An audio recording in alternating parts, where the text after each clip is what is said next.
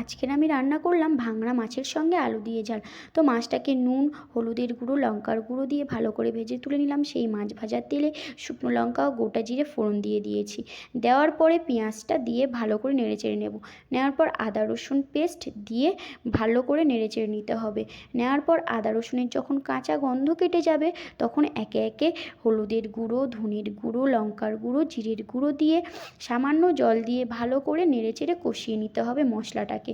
নেওয়ার পরে আলু, টমেটো ও লবণ দিয়ে একটু কষিয়ে নিলাম। তারপরে পরিমাণ মতো জল দিয়ে ঢেকে দিলাম 10 মিনিটের মতো। ঢাকা খুলে মাছগুলো দিয়ে 5 মিনিটের মতো ফুটিয়ে নিয়ে ওপর থেকে ধনেপাতা দিয়ে নামিয়ে জিরের গুঁড়ো দিয়ে দিলে রেডি লোভনীয় স্বাদের ভাঙড়া মাছের সঙ্গে আলু দিয়ে ঝাল। তো এই রেসিপিটা কেমন লাগলো অবশ্যই সবাই কমেন্ট করবেন এবং লাইক, শেয়ার, সাবস্ক্রাইব করবেন চ্যানেলটাকে। আর সবাই সুস্থ থেকো, ভালো থেকো। আর রেসিপি নিয়ে তোমাদের সাথে দেখা